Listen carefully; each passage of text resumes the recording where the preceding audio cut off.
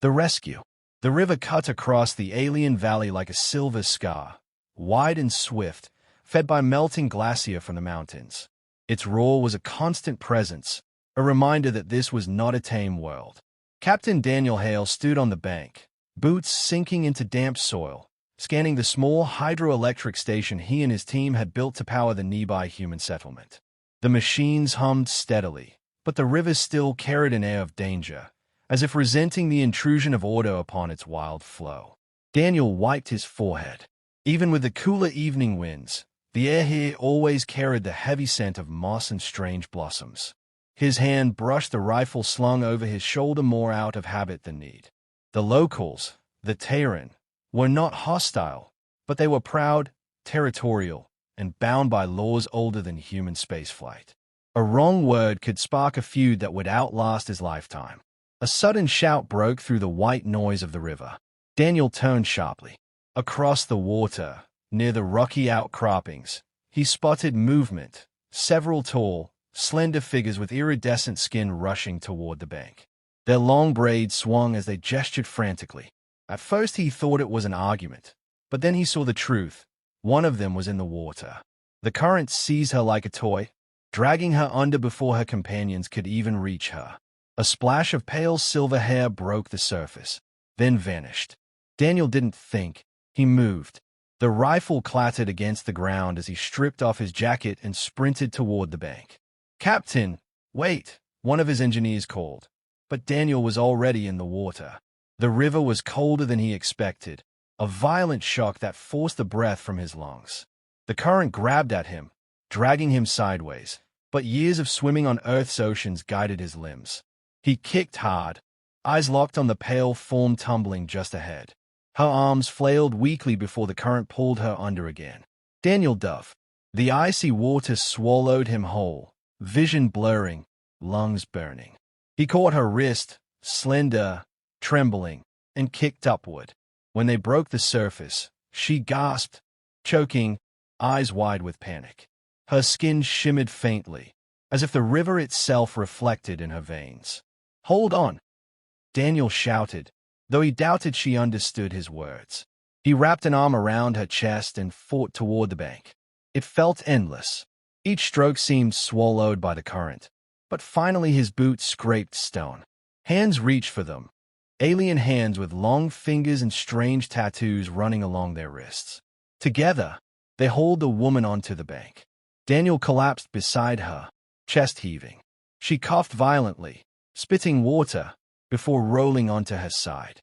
The other Teyren knelt close, murmuring in their liquid language, but their eyes kept flicking to him. The woman's gaze found him too. Up close, Daniel saw her features were sharp but not harsh, cheekbones high, eyes a shifting shade between silver and green. Water plastered her hair across her face. She blinked once, then twice, as if seeing him for the first time. Then the shouting began. More Teyren had arrived, warriors, by the look of their adorned armor and curved blades. They crowded around, their voices rising in overlapping tones. Daniel pushed himself upright, trying to explain. She was drowning. But the words died in his throat.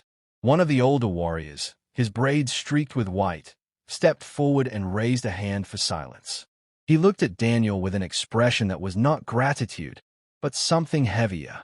He spoke in slow, accented common. "By the sacred law of the Teyren, the life you saved is now bound to yours." Daniel blinked. "What?" The warrior's gaze was unwavering. "To pull one back from the river's claim is to claim them as your own. The bond is sacred. She is yours now." Murmurs rippled through the gathered Teyren. Daniel felt the weight of their eyes pressing on him, as if every one of them expected him to nod and accept.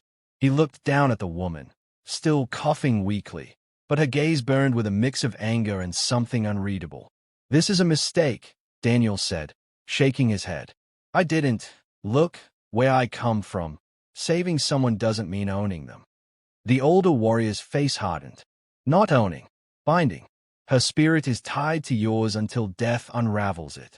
If you refuse, you dishonor her clan, her blood, and the river that bore her." Daniel's gut twisted. This wasn't a simple misunderstanding. He'd stumbled into something far deeper, a law etched into the foundation of their culture. I don't want to dishonor anyone, he said carefully, but this isn't how humans.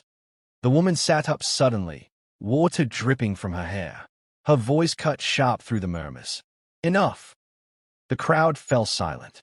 She rose unsteadily, refusing help, and fixed Daniel with her piercing gaze. My name is Seyra of Clan Vaya. By our law, my life is bound to yours. Whether you wish it or not, you have claimed me. Her words struck him harder than the cold river had. He wanted to protest, to shout that this was absurd, but the ring of warriors around them made his throat close. Seyra's jaw tightened as if she despised the very situation, yet her eyes dared him to contradict her. Daniel exhaled slowly. He had saved her without hesitation, but now he realized the true danger wasn't the river, it was the weight of a culture he barely understood. He met her gaze, steadying his voice. Then we have a problem, Seyra, because I don't believe anyone should belong to anyone. Her lips curved, not into a smile, but into a challenge. Then perhaps, human, you will learn that belief is not law. The river roared behind them, indifferent witness to the bond neither of them had chosen. Sacred law and sacred bonds. Daniel hadn't expected the alien village to feel so alive.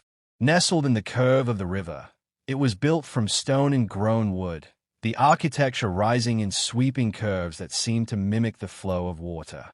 Bioluminescent plants clung to rooftops, casting faint blue light across walkways as evening deepened. Every sound, the chatter of children, the ringing of bells, the thrum of drums, felt like a pulse beating through the place. But Daniel wasn't here as a guest. He was here as a man on trial, though no court would have called it that. Two warriors escorted him through the crowd. Their spears gleamed faintly, though their posture was less threatening than ceremonial. The villagers whispered as he passed, eyes tracking him with curiosity, suspicion, or quiet reverence. Seyra walked just ahead of him, upright and silent. She wore a fresh garment now, woven fabric that clung to her tall frame, embroidered with river patterns. Her silver hair, now dry, cascaded like a banner. She hadn't spoken to him since they left the riverbank. At the heart of the village stood the council hall, a massive structure carved from a single petrified tree. Its interior glowed with soft firelight, shadows dancing across the curved walls. A circle of elders awaited, their faces lined with age, their skin bearing intricate tattoos that marked status and history. The oldest among them, broad-shouldered, eyes like polished stone, raised his hand. Captain Daniel Hale, you stand before the Council of Vaya. His voice resonated like thunder muffled by distance. You have saved Seyra, daughter of this clan. By the sacred law, her spirit is now bound to yours. Daniel cleared his throat, every instinct telling him to choose his words with care. With respect, elder, on oath, saving someone doesn't make them your possession.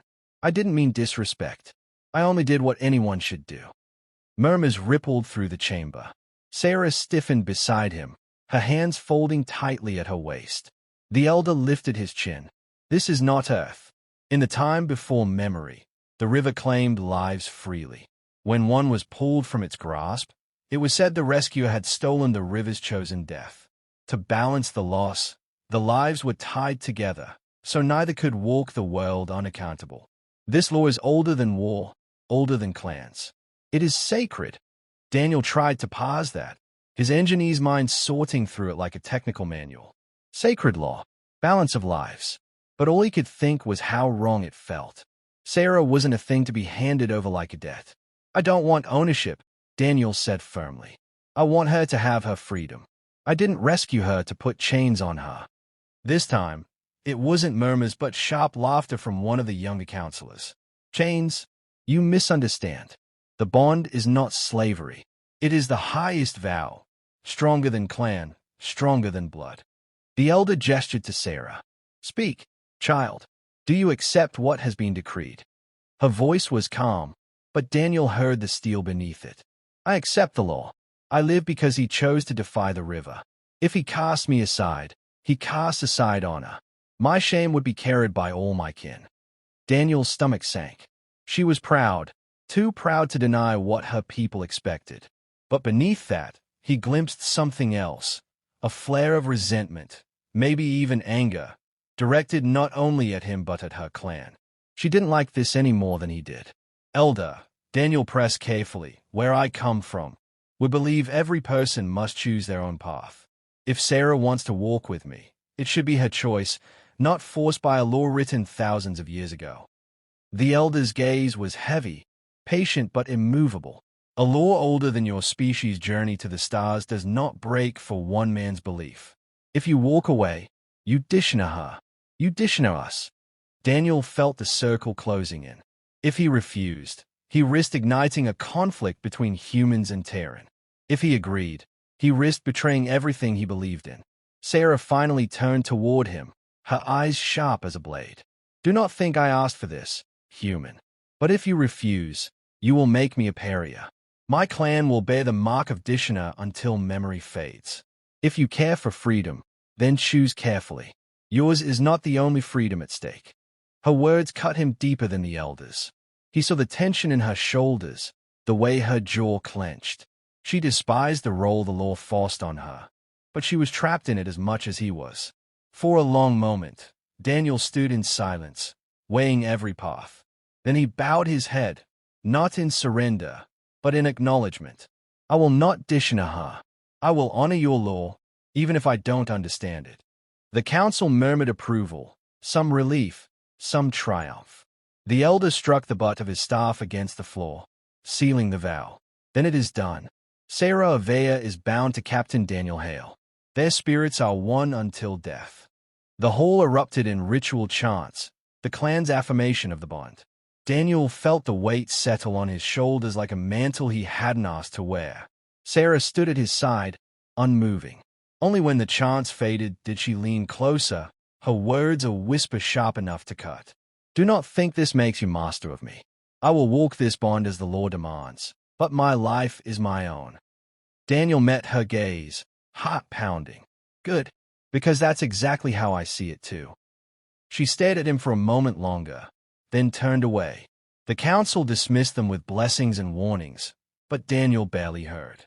As he left the hall, escorted once more through the glowing streets, he realized he had stepped into a web of tradition and honor that could strangle him, or bind him to something he could never have imagined.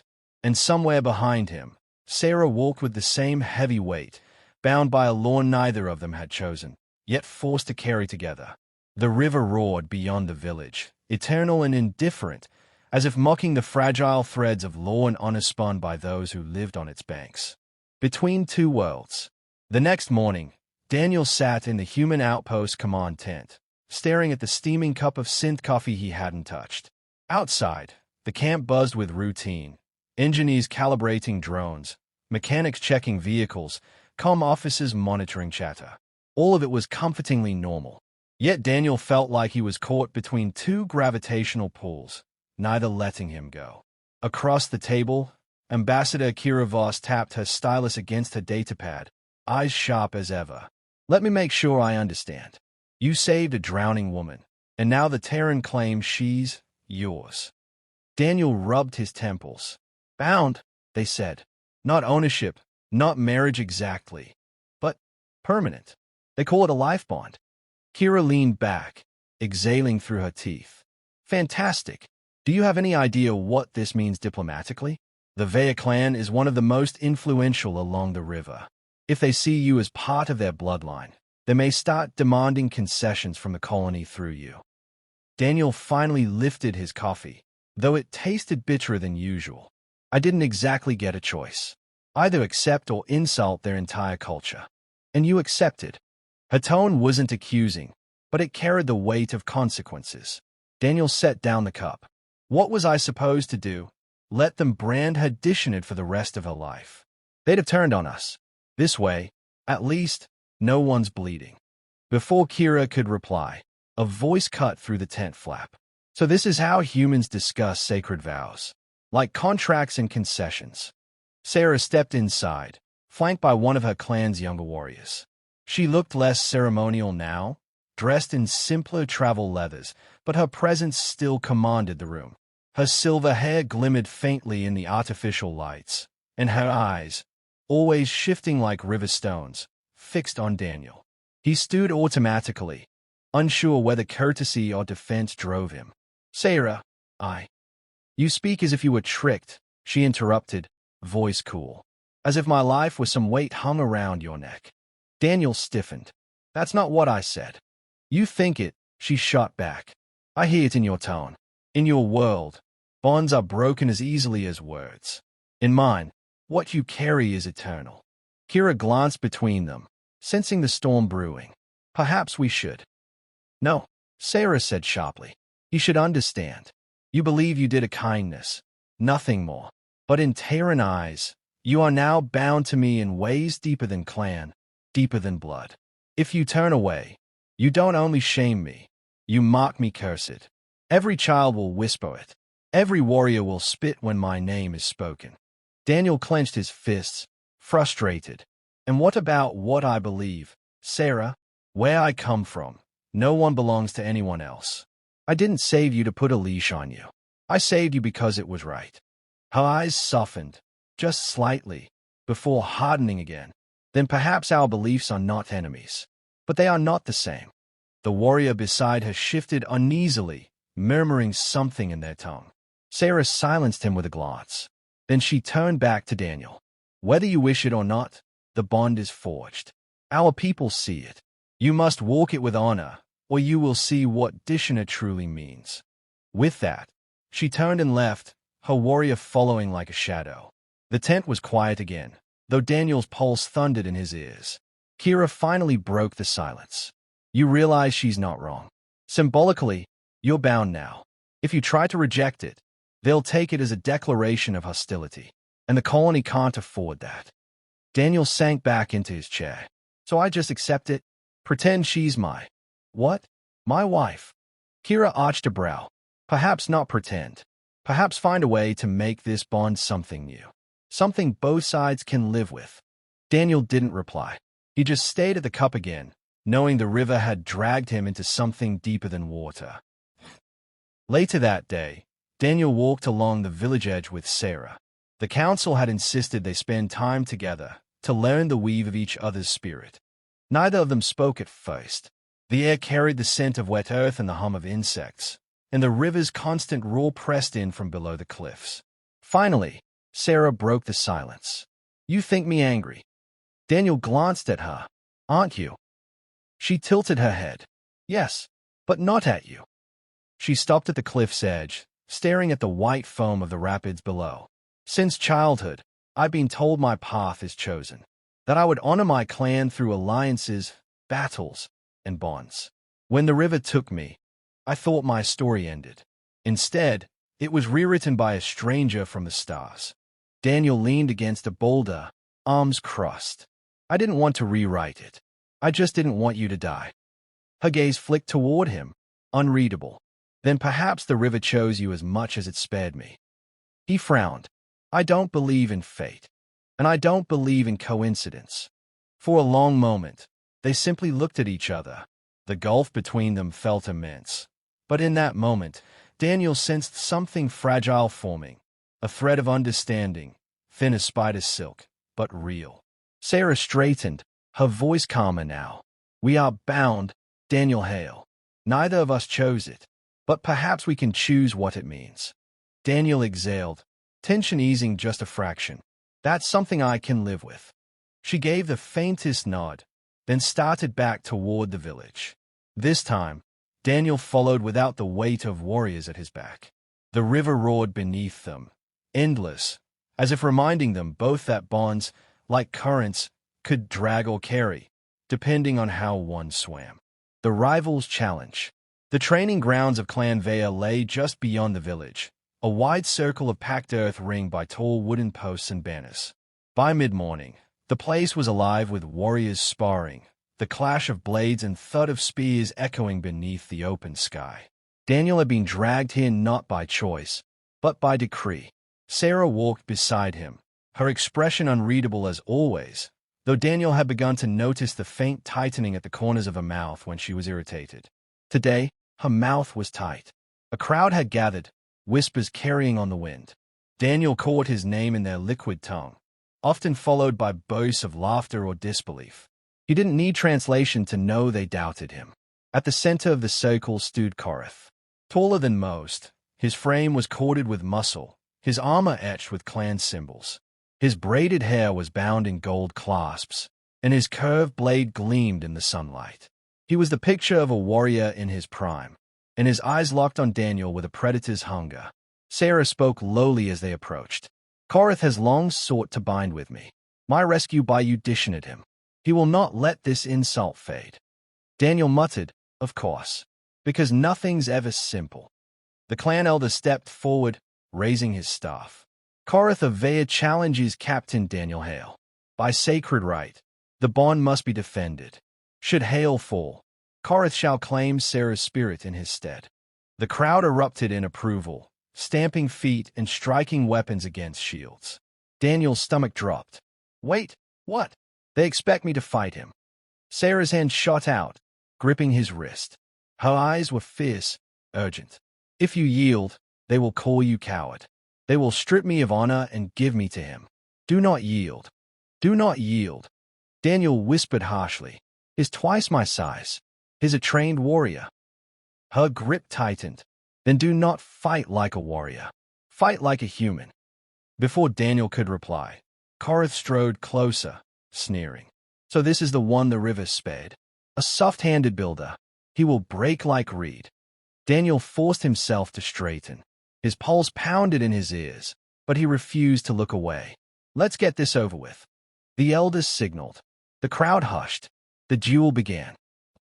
Korath lunged, blade flashing. Daniel barely rolled aside in time, the sword biting deep into the dirt where he'd stood. He scrambled backward, heart hammering, every survival instinct screaming. The crowd jeered. Fight! Stand! Human! Daniel knew he couldn't match Korath blow for blow. His body lacked the training, the strength. But Seyra's words echoed. Fight like a human. His eyes darted across the circle. The ground was uneven, scattered with loose stones from earlier sparring. The posts around the ring were bound with rope. Ideas sparked. Physics, leverage, engineering. Korath swung again. Daniel ducked, grabbing a fistful of dirt and flinging it into Korath's face. The warrior roared, staggering back, blinded. The crowd gasped, some in outrage, others in laughter. Daniel seized the moment. He darted toward one of the posts, looping a rope loose from its knot. As Korath charged again, Daniel yanked the rope across his path. The warrior's foot caught, and with his momentum unchecked, he toppled hard into the dirt. The impact rattled the ground. The crowd erupted. Some cheered the cleverness, others spat curses. Korath roared, scrambling up, eyes blazing with fury. Tricks! Cowardice! Daniel's chest heaved, sweat dripping into his eyes. Call it what you want. I call it surviving.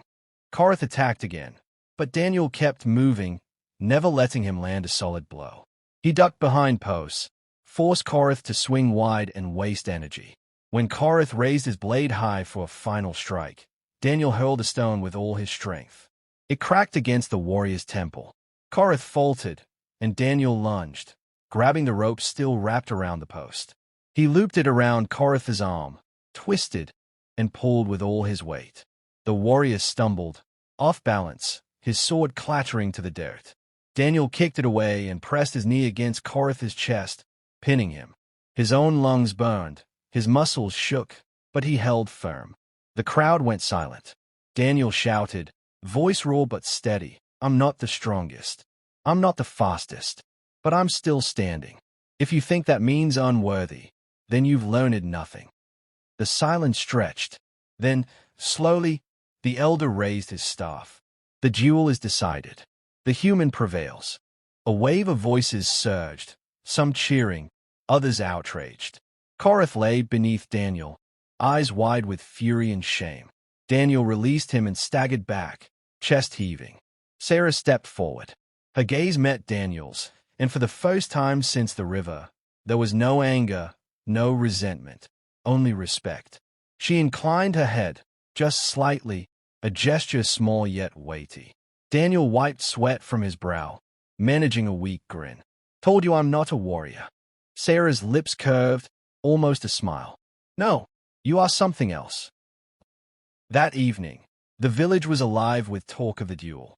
Some called Daniel dishonorable, using tricks instead of skill. Others marveled at his cunning. Children reenacted his rope trap with sticks, laughing and shouting. Daniel sat at the edge of the village, staring at the river. His body ached, but his mind whirled. He hadn't won with strength. He couldn't have, but he'd proven something else. Humans survived by wit, by adapting, by turning weakness into advantage. And maybe, just maybe, the Teyren had seen that. Seyra approached quietly, settling beside him. The glow of firelight from the village danced across her features. For a while, they listened to the river together. Finally, she spoke. You humbled Korath. The clan will remember this. They will remember you. Daniel glanced at her. Is that good or bad? She considered, then answered, both. He chuckled softly, though fatigue dragged at him. Story of my life. Her gaze lingered on him, thoughtful. You may not be of my people, Daniel Hale, but today, you walked with honor. For the first time, Daniel felt the weight of the bond shift, not just a chain dragging him, but a thread connecting them. Fragile still, but stronger than before. The river roared on, endless, carrying whispers of battles yet to come. Seeds of respect. The duel with Korath lingered in the air like smoke after a fire. Everywhere Daniel walked, eyes followed him. Some gleamed with admiration, others burned with resentment. Children imitated his rope trick with peals of laughter, while elders argued in hushed tones about whether his victory was honorable or an insult. For Daniel, it was exhausting. He hadn't come to this world to play hero or challenger of sacred laws. He was an engineer, a builder. He wanted turbines humming, solar fields running, bridges spanning rivers, not duels and traditions that threatened to unravel at every turn. Yet here he was, still alive because he had fought not with muscle, but with mind. Seyra sought him that evening, finding him where he often retreated, near the hydroelectric station along the river's edge. The machines hummed steadily, familiar music to him, though Seyra's expression suggested she found the noise discordant. You should not sit alone, she said, approaching with the quiet grace of a predator.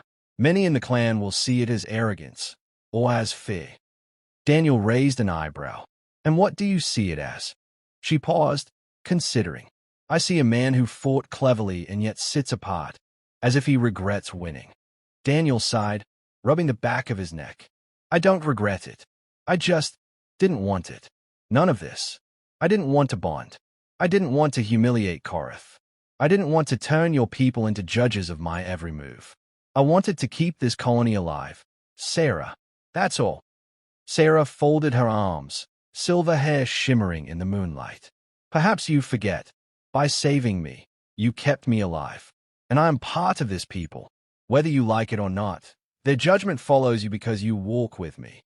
Her words stung, not because they were cruel, but because they were true. Daniel studied her in the quiet hum of the turbines. She was proud, fierce, stubborn, yet he had begun to notice the weight she carried behind that armor.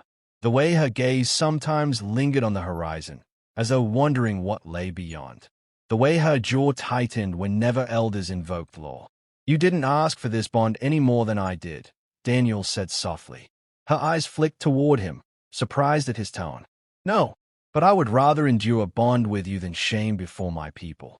At least you fight with honor, even if your methods are strange. Daniel chuckled lightly. Strange is kind of what humans do best. For the first time, Seyra's lips curved, not into mockery, but something close to a smile. It vanished quickly, but Daniel had seen it. The following day, the human colony received an urgent summons from the Teyren Council. Daniel, Kira, and Seyra attended together, a triangle of uneasy alliance. The council chamber was tense, elders muttering until the elder of elders struck his staff for silence. The bond between the human and Seyra of Veya is sealed by trial and victory, the elder declared. But its consequences extend beyond 2 lives. The clans whisper, will the humans respect our ways, or will they twist them for their own ends? Kira stepped forward smoothly, diplomatic to the bone. The human colony seeks peace and mutual respect. We have no wish to interfere with Teyren traditions. One of the younger counselors sneered. Yet your captain stands here as clan brother, life-bound to one of ours. Does this not make him voice for your people? Does this not bind all humans to our ways? Daniel's stomach tightened. He hadn't considered that. The possibility that his bond might be used as leverage against his entire species. Kira's voice stayed calm. Captain Hale is bound by your law. Yes. But humanity as a whole is not. His actions do not dictate the colony's will. The chamber erupted in argument, voices rising like waves. Daniel felt Seyra shift beside him, her hand brushing the hilt of the ceremonial dagger she carried. She leaned toward him, whispering, "They will test you. If they believe humans are weak, they will press harder. Show them you are not a pawn."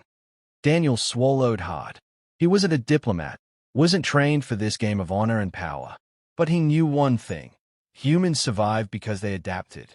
He took a breath, stepped forward, and let his voice cut through the chamber. "You see me as bound to your law," he said. "But don't mistake me for a puppet. I am a human. We do not measure worth by the laws of one world or one people. We measure it by choice. And I chose to save Seyra, not because of what your law demands, but because it was right. That is who I am. That is who we are." The hall fell silent. Some elders frowned, offended.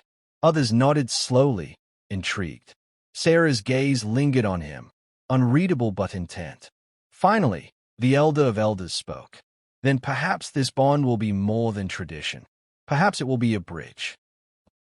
That night, Daniel walked with Seyra through the village streets, lit by lanterns of glowing fungi. The tension of the council still pressed on him, but Seyra's stride was steady, her presence strangely grounding. "You spoke boldly," she said at last. "Some will see it as defiance, others as strength." Daniel shrugged. "Guess I'll take both. That's usually how it works for me." She gave him a sidelong look, studying him in silence. Then, softly, "You surprise me, human. You fight without being a warrior. You speak without being a diplomat. You are something else." Daniel met her gaze, the faintest smile tugging at his lips. "And you? You carry the weight of your whole clan, but you still walk beside me. That surprises me too." For a moment, the world quieted. No chants, no laws, no rivers roar. Just two people bound by fate and choice alike, caught between two worlds but beginning to find a path together. In the distance, the river continued its endless song. But to Daniel, for the first time, it didn't sound like mockery. It sounded like promise. Fire on the river. The attack came at dawn. Daniel was jolted awake by the sound of horns, low, mournful blasts that carried through the valley. He scrambled from his tent and found chaos already spilling through the village. Warriors armed with curved blades and long, barbed spears raced toward the river. Smoke curled into the pale morning sky. Seyra appeared at his side, already armored in glimmering plates that caught the first rays of sunlight. Her eyes were sharp, unyielding. "Raiders," she said, "from across the northern mountains. They test us again." Daniel's pulse quickened. He had expected trouble sooner or later. The Teyren had spoken often of rival clans, of those who saw the arrival of humans as weakness to be exploited. But now the enemy was here, their long boats cutting through the river's mist like fangs. He forced himself to think. "Okay, Dan, you're not a warrior, but you know battles. You know machines. Use that." The villagers rallied at the water's edge, but the raiders struck hard and fast. Their boats were covered in hardened hides, deflecting arrows. Warriors leapt ashore with brutal cries, hacking at defenders. The air filled with the clash of steel and the screams of the wounded. Daniel grabbed Seyra's arm as she moved to join the front line. "Wait, charging in will only get you killed." Her eyes blazed. "This is what I was trained for. And I was trained to solve problems before they kill us all," Daniel snapped. "We need a plan, not just courage."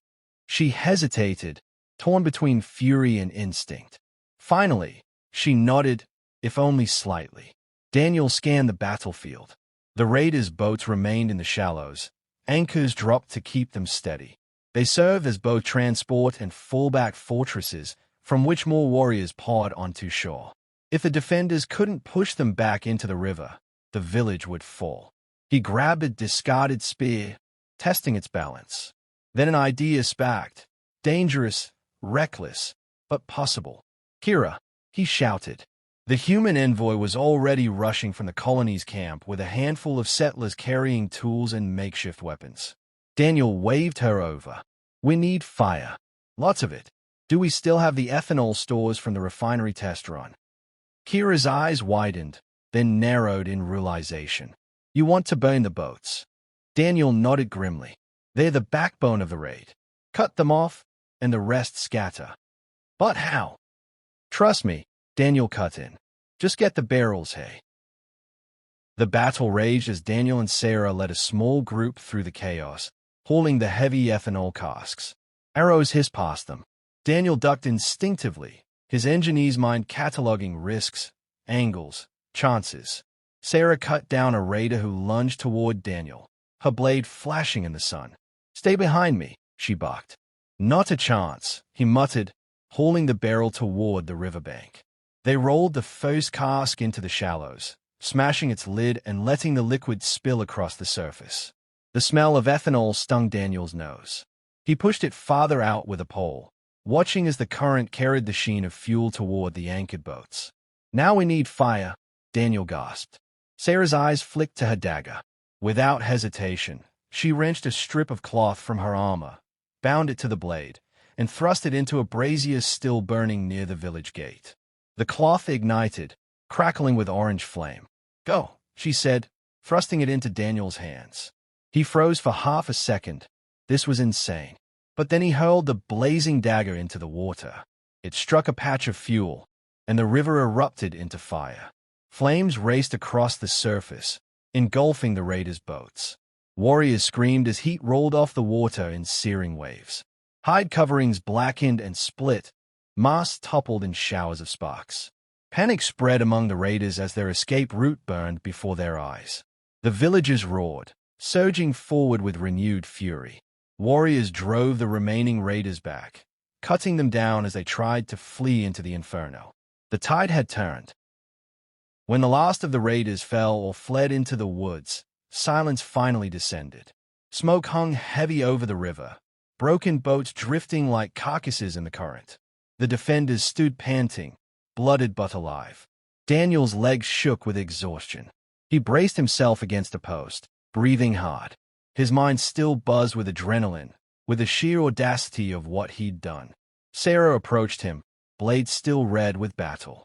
Her armor was scarred, her hair tangled, but her eyes burned with something he hadn't seen before. "You turned the river itself into a weapon," she said, almost in awe. "No Teyren has ever fought like that." Daniel managed a shaky laugh. "Guess that makes me useful after all." She stepped closer, voice low. "More than useful. You saved the clan. You saved me, again." Their gazes locked, the roar of the river still echoing between them. For a moment, the war, the laws, the bonds, all of it faded into the background. It was just them, two people who had chosen to stand side by side in the fire. That evening, the survivors gathered in the council chamber. Torches flickered against the stone walls as the Elder of Elders addressed the people. "Today, our river ran with fire. Today, we stood on the edge of ruin and were saved not by tradition, but by the courage and cunning of one who is not of our blood." The Elder's gaze swept to Daniel, who stood awkwardly at Seyra's side, still stained with ash. "Perhaps the law bound him to us," the Elder continued. "But perhaps fate had a greater design. He is not merely Seyra's bondmate. He is clan brother to us all." The chamber erupted in thunderous approval. Yet Daniel noticed the dark stares of a few counselors, men who had whispered doubts from the beginning. Their silence now was not surrender, it was calculation. Later, as the crowd dispersed, Seyra lingered at Daniel's side. "They will not all accept you, no matter how many battles you win." Daniel nodded, weary but resolute. "Then I'll just have to keep proving them wrong." Seyra studied him for a long moment, then said softly, "You are not like any man of my people, Daniel Hale. And that frightens me." "Frightens you?" he asked. "Yes," she admitted, "because I do not know what it means for me, for us."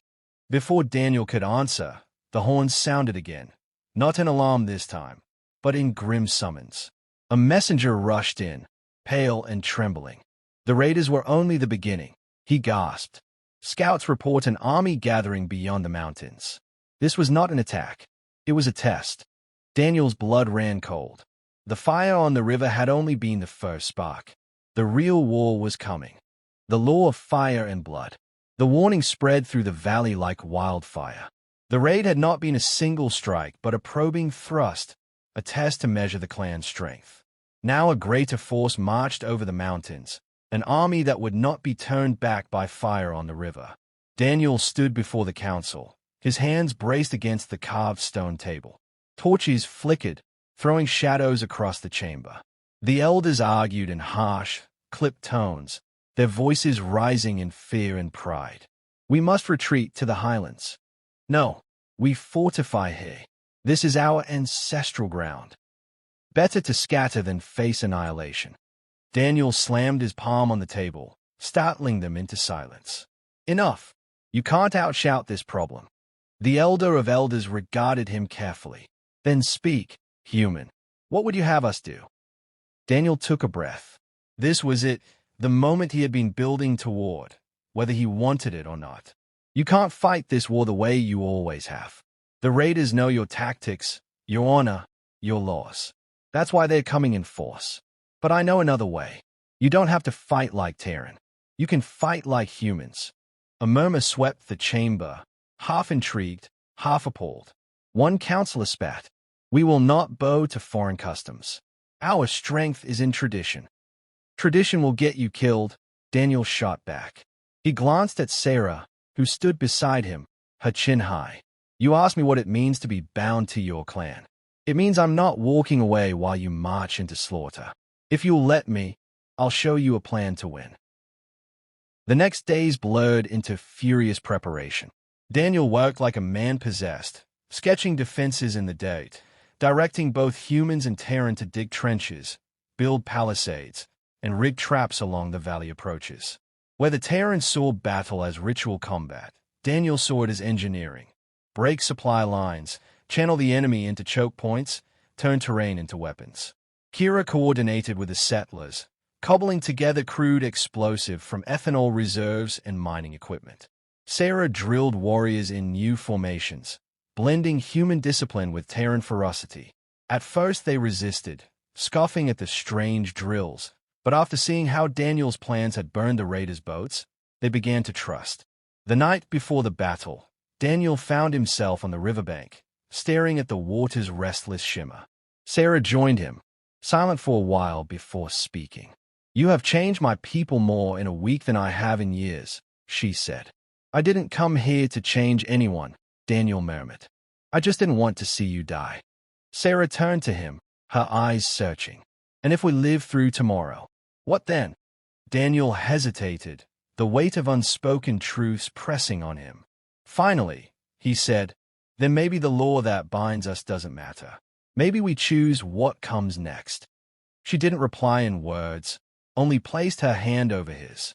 For a moment, the world outside, the gathering storm, the enemy across the mountains, ceased to exist.